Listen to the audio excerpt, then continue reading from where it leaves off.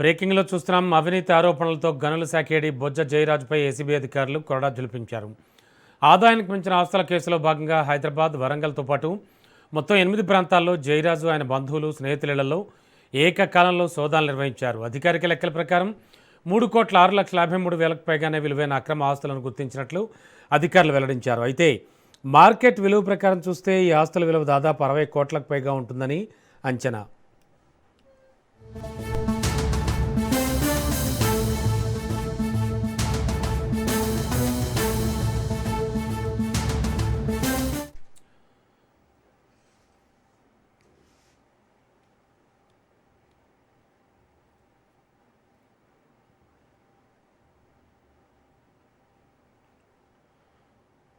బోడుపల్లో G+2 భవనం, KPHBలో flat, పలు ప్రాంతాల్లో ఇంటి స్థలాలు, 3.21 ఎకరాల వ్యవసాయ భూమి, 3 కార్లు, 2 బైకులు, 629 గ్రాముల బంగారాభరణాలు, భారీగా నగదు, బ్యాంక్ డిపాజిట్లు, పొదుపు పత్రాలను అధికారులు గుర్తించారు.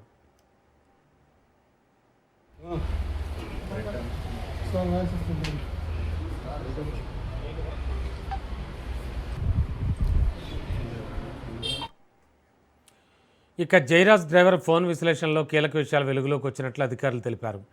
డ్రైవర్ ఖాతా నుంచి జయరాజ్ కుమార్తె ఖాతాకు 24.80 లక్షలు బదిలీ అయినట్లు గుర్తించారు. ఇసుక వ్యాపారుల నుంచి వసూలైన మొత్తాలను బదిలీ చేసినట్లు డ్రైవర్ విచారణలో వెల్లడించినట్లు సమాచారం.